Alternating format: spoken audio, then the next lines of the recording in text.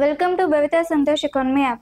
ఈ యాప్ ద్వారా రాబోయే గ్రూప్ 1 to 3 నోటిఫికేషన్స్కి గాను ఎకానమీ లైవ్ క్లాసెస్ కండక్ట్ చేయడం జరుగుతుంది. ఎవరైతే ఎకానమీలో టాప్ స్కోర్ సాధించాలి అనుకుంటున్నారో ఖచ్చితంగా భవితా సంతోష్ ఎకానమీ యాప్ని పర్చేస్ చేసేయండి. యాప్ ప్రైస్ వచ్చి 7,500 అండ్ అలాగే ఇందులో టెస్ట్ సిరీస్ కూడా అవైలబుల్లో ఉన్నాయి. ఓన్లీ 501 రూపీస్కే, కాబట్టి ఖచ్చితంగా పర్చేస్ చేసేయండి. అండ్ భవితా సంతోష్ ఎకానమీలో త్వరలో జనరల్ స్టడీస్కి సంబంధించి అన్ని రకాల టెస్ట్ సిరీస్ కూడా అవైలబుల్లోకి రానున్నాయి.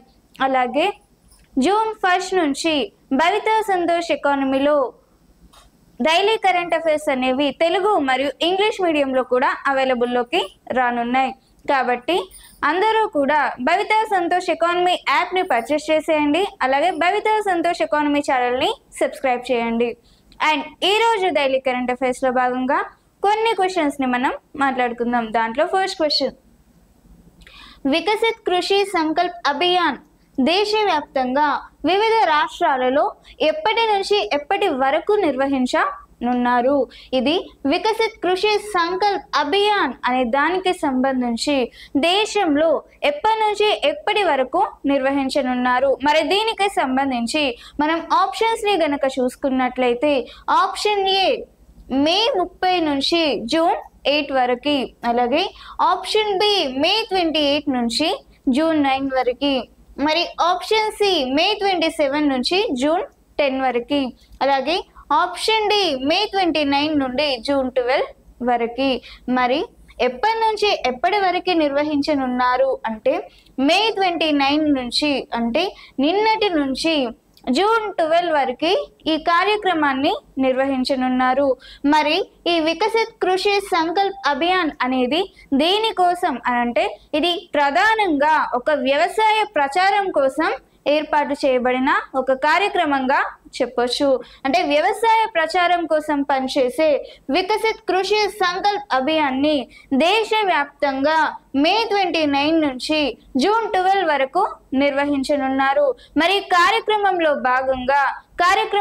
భాగంగా రైతులకి శాస్త్ర వ్యవసాయ పరిశోధన లేదంటే శాస్త్ర వ్యవసాయ పద్ధతుల గురించి అవగాహన కల్పించడం కోసం, అదేవిధంగా ఆధునిక వ్యవసాయ సాంకేతికతలు మరియు అలాగే వాటి పద్ధతులపై అవగాహన కల్పించేందుకు ఈ కార్యక్రమాన్ని ప్రారంభించారు. మరి దీనికోసం దేశవ్యాప్తంగా దాదాపుగా 5 కోట్ల రైతులను నేరుగా కలిసి వారికి శాస్త్ర సాంకేతిక వ్యవసాయం మరియు ఆధునిక వ్యవసాయంపై అవగాహన కల్పించేందుకు దీనిని నిర్వహించడం జరిగింది. మరి దీనిలో భాగంగా రైతులకు సంబంధించి కేంద్ర ప్రభుత్వం అనేది ఏ పథకాలను అందిస్తుంది, అలాగే ఏ విధమైన పాలసీలను అందిస్తుంది అనే విషయంపై కూడా సంపూర్ణంగా వివరించడం కోసం ఏర్పాటు చేయనుంది. అంటే కేంద్ర ప్రభుత్వానికి సంబంధించి పథకాలు మరియు పాలసీలు అనేవి రైతులకి ఏ విధంగా ఉపయోగపడతాయి అని వివరించడం కోసం, మరి అదేవిధంగా సాయిల్ హెల్త్ కార్డ్స్ అనే పథకం గురించి కూడా వివరించడానికి, మరి సాయిల్ హెల్త్ కార్డ్స్ అనే పథకాన్ని కేంద్ర ప్రభుత్వం అనేది ఎందుకోసం ఈ సాయిల్ హెల్త్ కార్డ్స్ అనే పథకాన్ని ప్రారంభించింది అనంటే ఈ సాయిల్ హెల్త్ కార్డ్స్ ద్వారా మట్టిలోని పోషక విలువలని తెలుసుకొని దానికి తగిన పంటను ఎంచుకొని అదేవిధంగా సరైన ఎరువులను వేయడం కోసం ఈ రైతులకు దీనిపై సంపూర్ణ అవగాహన కల్పించడం కోసం ఈ సాయిల్ హెల్త్ కార్డ్స్ని కేంద్ర ప్రభుత్వం ఏర్పాటు చేయడం జరిగింది. మరి వీటి కోసమే రైతులకి అవగాహన కల్పించడం కోసం దాదాపుగా మే 29 నుంచి జూన్ 12 వరకు ప్రధానంగా వ్యవసాయ ప్రచారం కోసం ఈ వికసిత్ కృషి సంకల్ప్ అభియాన్ని ఏర్పాటు చేయడం జరిగింది. వ్యవసాయంపై అవగాహనని రైతులకి కల్పించడం కోసం దాదాపుగా 1.5 కోట్ల రైతులకి వ్యవసాయంపై అవగాహన కల్పించడం కోసం ఏర్పాటు చేశారు. నెక్స్ట్ రెండవ క్వశ్చన్, 9వ బ్రిక్స్ పరిశ్రమల మంత్రుల సమావేశం అనేది ఎక్కడ జరిగింది? మరి దీనికి సంబంధించి ఆప్షన్స్ని గనక చూసుకుంటే option A Italy, option B Ethiopia, option C England and option D Brazil. మరి ఈ 9వ బ్రిక్స్ పరిశ్రమల మంత్రిత్వ లేదంటే మంత్రుల సమావేశం అనేది బ్రెజిల్లో జరిగింది. ఆప్షన్ డి బ్రెజిల్లో జరిగింది. అంటే ఆప్షన్ డి అనేది సరైన సమాధానంగా చెప్పుకోవచ్చు. మరి బ్రిక్స్ కి సంబంధించి ఈ 9వ పరిశ్రమల మంత్రుల సమావేశం అనేది బ్రెజిల్లోని ఇటామరాటి ప్యాలెస్ లో దీనికి సంబంధించిన సమావేశం లేదంటే సదస్సు అనేది జరిగింది. బ్రెజిల్లోని ఇటామరాటి ప్యాలెస్ లో దీనికి సంబంధించిన సమావేశం లేదంటే సదస్సు అనేది జరిగింది. మరి దీనికి సంబంధించి ఏ థీమ్ తో ఈ సమావేశాన్ని ప్రారంభించారు అనంటే strengthening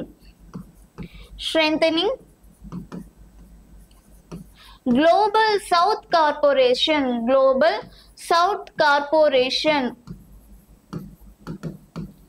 for more inclusive and sustainable governance అంటే strengthening global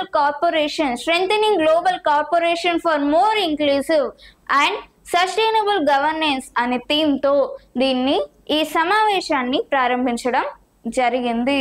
మరి ఈ సమావేశాన్ని ఎందుకోసం ప్రారంభించారు అని అంటే దీనికి సంబంధించి ఈ బ్రిక్స్ దేశాల మధ్య రాజకీయ మరియు ఆర్థిక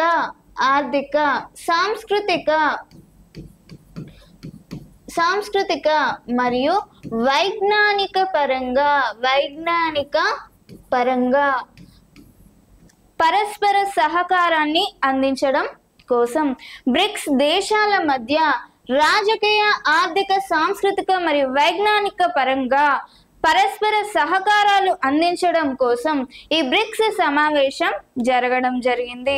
మరి దీనికి సంబంధించి దాదాపుగా మరి బ్రిక్స్ దేశాలు అనేవి ప్రపంచ జనాభాలో ఎంత శాతంగా ఉన్నాయి అంటే దాదాపుగా 40% ఉన్నాయి. ప్రపంచ జనాభాలో బ్రిక్స్ దేశాలు అనేవి దాదాపుగా 40% ఉన్నాయి. మరి బ్రిక్స్ దేశాలు అనేవి ప్రపంచ జీడిపిలో ఎంత శాతంగా ఉంది అంటే దాదాపుగా 30% కి ఉన్నాయి. అంటే బ్రిక్స్ దేశాల జీడిపి అనేది దాదాపుగా 30% ఉంది. అలాగే ప్రపంచ జనాభాలో మన బ్రిక్స్ దేశాల శాతం వచ్చి 40% ఉంది. మరి బ్రిక్స్ కి సంబంధించి మరికొంత సమాచారాన్ని గనక మనం చూసుకున్నట్లయితే బ్రిక్స్ అనేది కేవలం 5 దేశాలతో మాత్రమే ఉండేది. 5 సభ్య దేశాలతో ఉండే బ్రిక్స్ అనేది ఇప్పుడు దాదాపుగా ప్రస్తుతం ఎన్ని దేశాలతో బ్రిక్స్ అనేది సభ్య దేశాలతో ఉంది అంటే దాదాపుగా 10 సభ్య దేశాలతో బ్రిక్స్ అనేది ఉంది. బ్రిక్స్ అనేది 10 సభ్య దేశాలతో ఉంది. మరి ఏంటో 10 సభ్య దేశాలు అనంటే ఇటలీ, ఇరాన్, ఇథియోపియా, యుఏఈ మరియు ఇండోనేషియా అనే 5 సభ్య దేశాలుతో 10 సభ్య దేశాలుగా బ్రిక్స్ అనేది ఉండింది. అంటే ప్రస్తుతం బ్రిక్స్ యొక్క సభ్య దేశాల సంఖ్య ఎంత అని చెప్పుకోవచ్చు అంటే దాదాపుగా 10 అని చెప్పుకోవచ్చు. మరి బ్రిక్స్ కి దేశాలకి సంబంధించి ఏ దేశం అనేది ఆతిథ్యం ఇస్తుంది అనంటే బ్రెజిల్ అనేది ఆతిథ్యం ఇస్తుంది. అంటే బ్రిక్స్ కి సంబంధించి ఆతిథ్యం ఇచ్చే దేశంగా మనం బ్రెజిల్ ని చెప్పుకోవచ్చు. దాదాపుగా బ్రిక్స్ కి సంబంధించిన సమావేశాలు అనేవి దాదాపుగా ఎక్కడ నిర్వహించబడతాయి అంటే దాదాపుగా బ్రెజిల్లోనే ఈ బ్రిక్స్ కి సంబంధించిన సమావేశాలు అనేవి జరుగుతాయి. నెక్స్ట్ 25-26 ఆర్థిక సంవత్సరంలో FIEO federation of Indian export organization federation India export organization అంచనా ప్రకారం దేశ వస్తు సేవల ఎగుమతిలో మొత్తంగా ఎంతవరకు చేసే అవకాశం ఉందని, ఎంతవరకు చేరే అవకాశం ఉందని ఈ FIEO అంచనా వేసింది. అంటే దీనికి సంబంధించి ఆప్షన్స్ ని కనుక చూసుకుంటే option A $1 trillion, option B $437 billion, అలాగే option C $525 billion and option D 465 నుంచి 475 బిలియన్ వరకు. మరి 25-26లో FIEO అంచనా ప్రకారం దాదాపుగా భారత్ అనేది ఎగుమతుల్లో $1 ట్రిలియన్ వరకు చేరుతుందని అంచనా వేసింది. ఏ సంస్థ? FIEO federation India export organization వారు దాదాపుగా $1 ట్రిలియన్ ఎగుమతులు అనేది భారత్ సాధిస్తుందని అంచనా వేయడం జరిగింది. మరి $1 ట్రిలియన్ అంటే దాదాపుగా 85 లక్షల కోట్లు, 85 లక్షల కోట్లకి భారత్ యొక్క ఎగుమతులు చేరుతాయి అని చెప్పి అంచనా వేసింది. ఏ ఆర్థిక సంవత్సరానికి గాను అంచనా వేసింది అంటే 2025-26 ఆర్థిక సంవత్సరానికి గాను దాదాపుగా 85 లక్షల కోట్లుకి చేరుతుంది భారత్ ఎగుమతులు అని చెప్పి అంచనా వేసింది. మరి గత ఆర్థిక సంవత్సరంలో అంటే 24-25 ఆర్థిక సంవత్సరంలో భారత్ యొక్క ఎగుమతులు అనేవి ఎంతగా ఉంటుందని ఇది వివరించింది. అంటే దాదాపుగా $824.9 బిలియన్ గా ఉంటుందని అంచనా వేసింది. $824.9 బిలియన్ గా ఉంటుందని గత ఆర్థిక సంవత్సరంలో FIEO అంచనా వేయడం జరిగింది. అంటే దాదాపుగా 70.11 లక్షల కోట్లుగా భారత్ యొక్క ఎగుమతులు ఉన్నాయని అంచనా వేసింది, లేదంటే వివరించింది. మరి 2025-26 ఆర్థిక సంవత్సరంలో భారత్ యొక్క వస్తు ఎగుమతులు అనేవి ఎంతగా ఉంటుందని FIEO అంచనా వేసింది. అంటే దాదాపుగా 525 నుంచి 535 బిలియన్ గా వస్తు ఎగుమతులు అనేవి, లేదంటే భారత్ యొక్క వస్తు ఎగుమతులు అనేవి 25-26 ఆర్థిక సంవత్సరంలో దాదాపుగా 525 నుంచి 535 బిలియన్ గా ఉన్నాయి అని ఫెడరేషన్ ఇండియన్ ఎక్స్పోర్ట్ ఆర్గనైజేషన్ వివరించడం జరిగింది. అలాగే ఇది వస్తు సేవల ఎగుమతుల విషయంలో. మరి సేవ ఎగుమతుల విషయంలో, లేదంటే సేవల ఎగుమతుల విషయంలో భారత్ అనేది 25-26 ఆర్థిక సంవత్సరానికి గాను ఎన్ని ఎగుమతులు అని అంచనా వేసింది FIEO అంటే దాదాపుగా 465 నుంచి 475 వరకు బిలియన్ ఎగుమతులు ఉన్నాయి అని, భారత్ కి సేవల ఎగుమతులు 465 నుంచి 475 బిలియన్ వరకు ఉన్నాయి అని చెప్పి ఫెడరేషన్ ఇండియన్ ఎక్స్పోర్ట్ ఆర్గనైజేషన్ అంచనా వేయడం జరిగింది.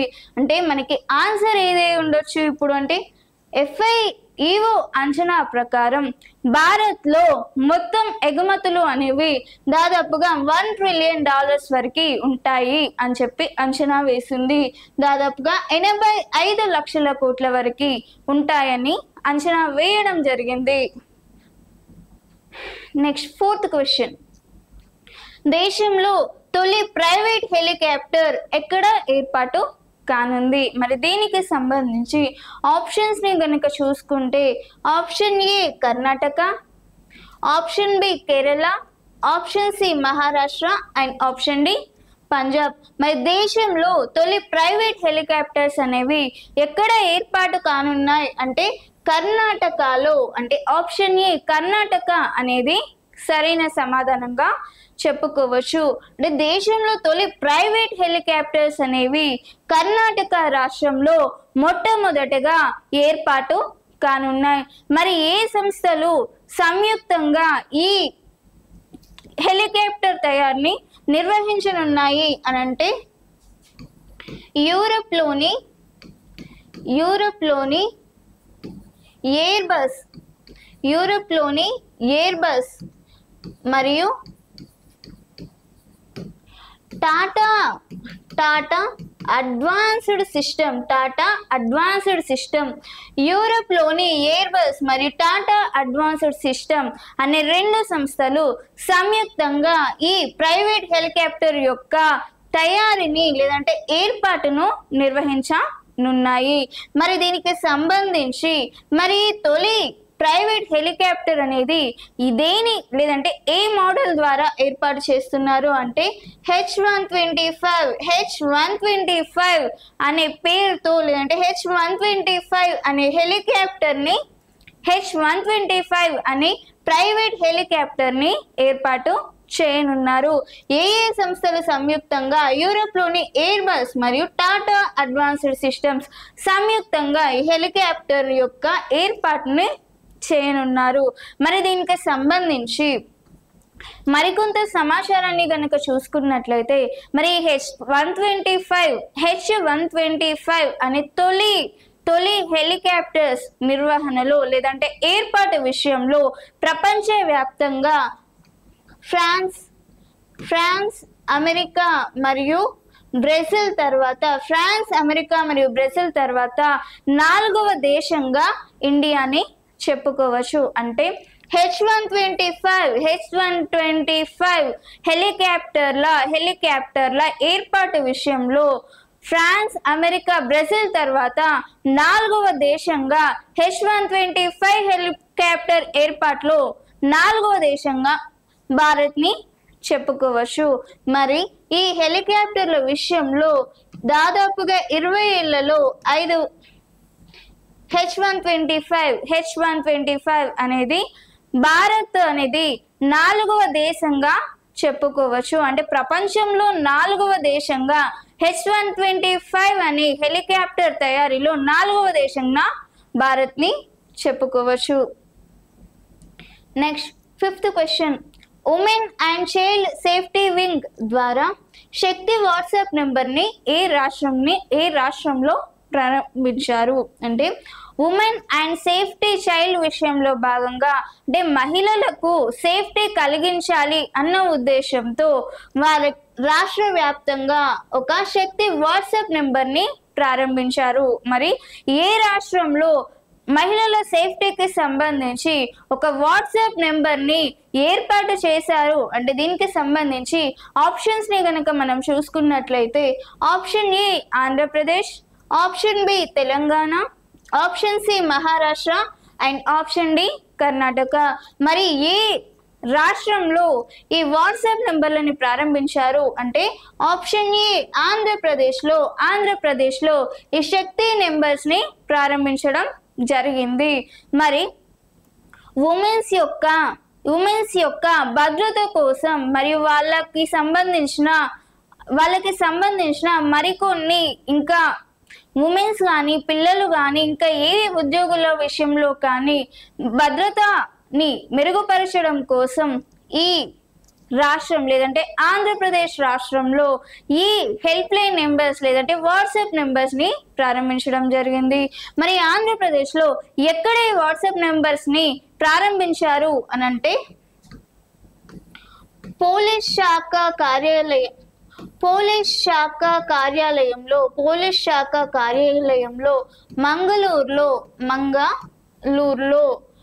మంగళూరులో డీజీపీ హరీష్ కుమార్ గుప్తా ఈ వాట్సాప్ నెంబర్స్ని ప్రారంభించారు. ఆంధ్రప్రదేశ్లోని పోలీస్ శాఖ కార్యాలయంలో మంగళూరులోని హరీష్ కుమార్ గుప్తా అనే డీజీపీ అధికారి మొట్టమొదటిసారిగా శక్తి వాట్సాప్ నెంబర్ని మహిళల సేఫ్టీ కోసం ప్రారంభించడం జరిగింది. మరి ఈ వాట్సాప్ నెంబర్ వచ్చి 799348511 799348511 అని ఒక వాట్సాప్ నెంబర్ని ఏర్పాటు చేయడం జరిగింది. ప్రమాదంలో ఉన్న మహిళలు కానీ పిల్లలు కానీ ఎవరైనా కూడా ఈ వాట్సాప్ నెంబర్కి డైరెక్ట్ కాంటాక్ట్ లేదా మెసేజ్ కానీ చేయవచ్చు. దీని ద్వారా వారు చేసిన వాట్సాప్స్ కానీ మెసేజెస్ కానీ వాళ్ళు పంపించిన వీడియోస్ కానీ ఎక్కడికి వెళ్తాయి అంటే కమాండ్ కంట్రోల్ రూమ్కి అనేది వెళ్తాయి. కమాండ్ కంట్రోల్ రూమ్స్కి వెళ్తాయి. దీని ద్వారా శక్తికి సంబంధించిన లేదంటే శక్తి టీమ్స్ దీనికి సంబంధించిన ఫోన్స్ మరియు కాల్స్ని లేదంటే ఫోన్స్ మరియు మెసేజెస్ని పై స్పందించి శక్తి టీమ్ స్పందించి మరి మహిళలకి కావాల్సిన ఏర్పాట్లను చేస్తుంది. అంటే మహిళలకి కావాల్సిన హెల్ప్ అనేది తొందరగా లేదంటే వేగంగా వారికి కావాల్సిన హెల్ప్ అనేది చేస్తుంది ఈ వాట్సాప్ నెంబర్ ద్వారా. Next 6th question.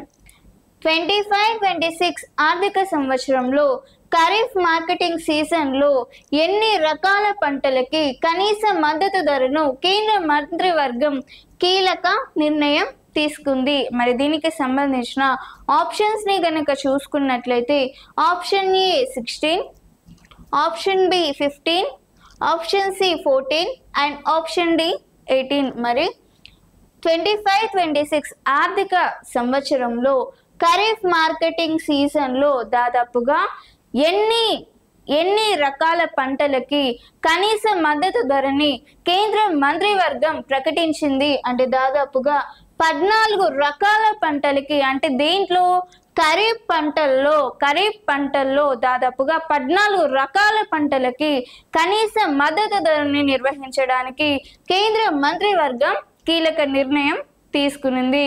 మరి దీనికి సంబంధించి కేంద్ర వ్యవసాయ శాఖ మంత్రి సూచనల మేరకు ఈ నెల మే 28, 2025 భారత ప్రధాని నరేంద్ర మోడీ గారు ఆర్థిక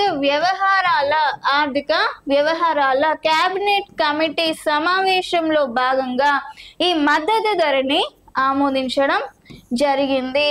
ఎవరు ఆమోదించారు అనంటే భారత ప్రధాని నరేంద్ర మోడీ ఈ కనీస మద్దతు ధరలకు సంబంధించి ఆమోదించడం జరిగింది.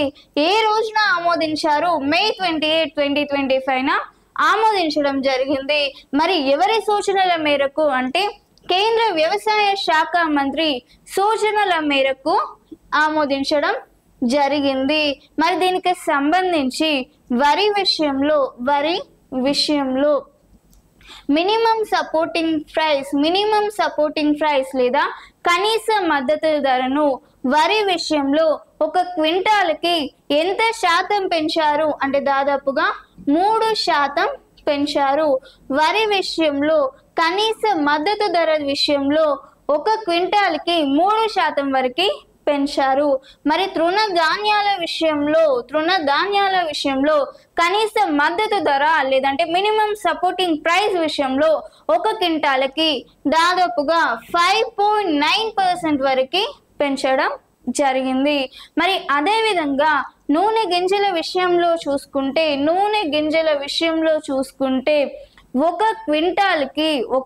క్వింటాల్కి కనీస మద్దతు ధర అనేది దాదాపుగా ఎంత శాతంగా పెంచారు అంటే 9% పెంచడం జరిగింది.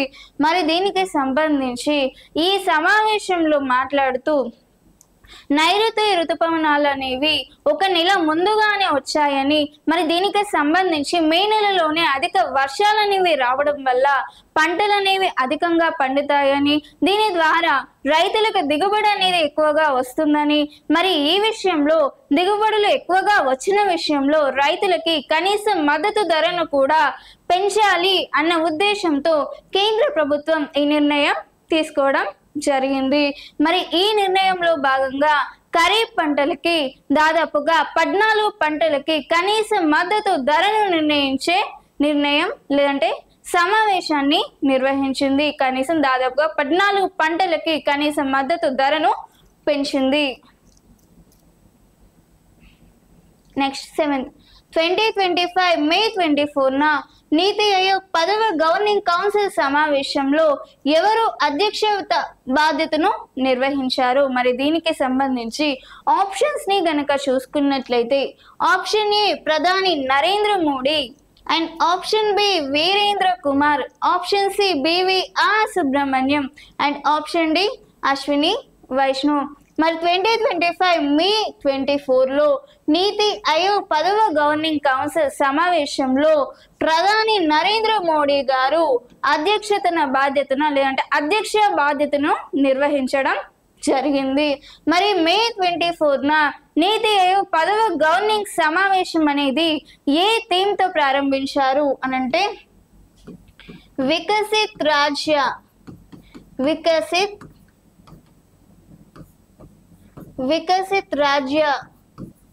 For Viksit Bharat, Viksit Rajya for Viksit Bharat at the rate of 2047. Viksit Rajya for Viksit Bharat at the rate of 2047 అనే థీమ్ తో ఈ నీతి ఆయోగ్ 10వ గవర్నింగ్ కమిషన్ లేదంటే 10వ గవర్నింగ్ కౌన్సిల్ సమావేశాన్ని నిర్వహించడం జరిగింది. మరి ఎక్కడ నిర్వహించారు అంటే న్యూఢిల్లీలో దీనికి సంబంధించిన సమావేశాన్ని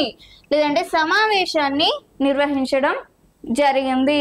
మరి ఎందుకోసమని ఈ 10వ గవర్నింగ్ సమావేశాన్ని నిర్వహించారు అనంటే భారత్ అనేది 2047 సంవత్సరానికి అభివృద్ధి చెందిన దేశంగా మార్చాలి అన్న ఉద్దేశంతో ఈ 10వ గవర్నింగ్ సమావేశాన్ని ఏర్పాటు చేయడం జరిగింది. ఎవరు అధ్యక్షత బాధ్యత నిర్వహించారు నీతి ఆయోగ్ 10వ గవర్నింగ్ సమావేశానికి అంటే ప్రధాని నరేంద్ర మోడీ గారు.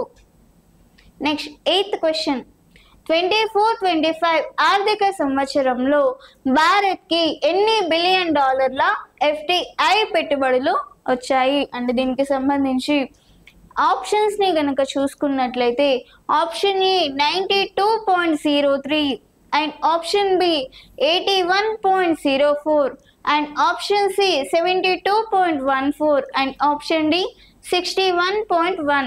మరి 24-25 ఆర్థిక సంవత్సరంలో భారత్ కి దాదాపుగా 81.04 FDIలు వచ్చాయి. FDI బిలియన్ డాలర్స్ పెట్టుబడులు వచ్చాయి. మరి FDI అంటే ఏంటి అంటే ఫారెన్ డైరెక్ట్ ఇన్వెస్ట్మెంట్ అంటే విదేశీ ప్రత్యక్ష పెట్టుబడులు. ఏ ఆర్థిక వ్యవస్థ అయితే విదేశీ ప్రత్యక్ష పెట్టుబడులను ఎక్కువగా ఆకర్షిస్తుందో ఆ ఆర్థిక వ్యవస్థ అనేది పాజిటివ్ గ్రోత్ ని సంపాదిస్తుంది. మరి ఆ FDIల విషయంలో లేదంటే విదేశీ ప్రత్యక్ష పెట్టుబడుల విషయంలో భారత్ అనేది 24-25 ఆర్థిక సంవత్సరంలో దాదాపుగా 81.04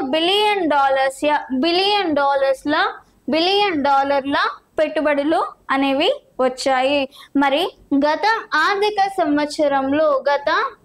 సంవత్సరంలో అంటే 23-24 ఆర్థిక సంవత్సరంలో FDIలు అనేవి దాదాపుగా ఎన్ని బిలియన్ డాలర్స్ గా నమోదయ్యాయి అంటే దాదాపుగా 71.28 బిలియన్ డాలర్స్ గా గత ఆర్థిక సంవత్సరంలో విదేశీ ప్రత్యక్ష పెట్టుబడులు అనేవి నమోదు కావడం జరిగింది.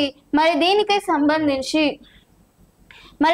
సంబంధించి ఈ FDIల విషయంలో ఏ రంగాలలో ఎన్ని వాటాలు అనేవి FDI పెట్టుబడులు ఏ ఏ ఎంత వాటాలు కలిగి ఉన్నాయి అని చూసుకుంటే ముందుగా సేవా రంగంలో దాదాపుగా 19% వరకు FDI పెట్టుబడులు అనేవి వచ్చాయంట. అంటే భారత్లో అధిక శాతం ఏ రంగంలో FDI పెట్టుబడులు వచ్చాయి అని చెప్పుకోవచ్చు అంటే సేవా రంగంలో దాదాపుగా 19% FDI పెట్టుబడులు వచ్చాయి. ఇదే అధిక రంగంగా కూడా చెప్పుకోవచ్చు భారత్లో. మరి తర్వాత ప్లేస్లో కంప్యూటింగ్ మరియు సాఫ్ట్వేర్ లేదా సాఫ్ట్వేర్ విషయంలో దాదాపుగా 16% FDI పెట్టుబడులు వచ్చాయి. అలాగే ట్రేడింగ్ విషయాన్ని చూసుకుంటే దాదాపుగా 8% FDIలు వచ్చాయి.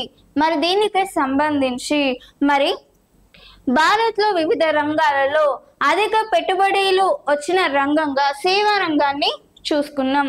మరి అదే విధంగా భారత్లో ఏ రాష్ట్రం అనేది ఈ FDIలు అధికంగా పెట్టుబడులు ఉన్నాయి, ఏ రాష్ట్రంలో FDI పెట్టుబడులు అనేవి అధికంగా ఉన్నాయి అని చూసుకుంటే దాదాపుగా మహారాష్ట్రలో విదేశీ పెట్టుబడులు అనేవి ఎక్కువగా ఉన్నాయి. దాదాపుగా 19.6% వరకు FDI పెట్టుబడులు అనేవి మహారాష్ట్రలో ఎక్కువగా ఉన్నాయి. అంటే దేశంలోనే అత్యధిక పెట్టుబడులు లేదంటే పెట్టుబడులు వస్తున్న రాష్ట్రంగా మహారాష్ట్రాన్ని చెప్పుకోవచ్చు. మరి ఏ దేశం నుంచి మనకి అత్యధికంగా పెట్టుబడులు వస్తున్నాయి అని అంటే సింగపూర్ నుంచి మనకి అత్యధికంగా పెట్టుబడులు వస్తున్నాయి. మరి ఎంత శాతం వరకు అంటే 14.74 వరకు మనకి పెట్టుబడులు అనేవి వస్తున్నాయి. నెక్స్ట్, భారత్లో తొలి జన్యు మార్పిడి గొర్రెను ఏ శాస్త్రవేత్తలు అభివృద్ధి చేశారు? మరి దీనికి సంబంధించి ఆప్షన్స్ ని కనుక చూసుకుంటే option A IIT Bombay, option B IIT Delhi, option C IIT Hyderabad and option D SKUAST. మరి దీనికి సంబంధించి ఏ శాస్త్రవేత్తలు ఈ తొలి జన్యు మార్పిడి గొర్రెను అభివృద్ధి చేశారు అంటే ఆప్షన్ డి SKUAST అంటే షెర్కే కాశ్మీర్ వ్యవసాయ శాస్త్ర సాంకేతిక విశ్వవిద్యాలయం. షెర్కే కాశ్మీర్ వ్యవసాయ శాస్త్ర సాంకేతిక విశ్వవిద్యాలయం వారు ఈ తొలి జన్యు మార్పిడి గొర్రెను అభివృద్ధి చేశారు. అంటే విదేశీ జాతులకి సంబంధించి ఏ డిఎన్ఏలు లేకుండా, అంటే విదేశీయులకి సంబంధించి ఏ డిఎన్ఏలు లేకుండా మొట్టమొదటిసారిగా మన దేశీయ డిఎన్ఏలతోనే ఒక తొలి జన్యు మార్పిడి గొర్రెను ఈ శాస్త్రవేత్తలు అభివృద్ధి చేశారంట. SKUAST అనే శాస్త్రవేత్తలు అభివృద్ధి చేశారు.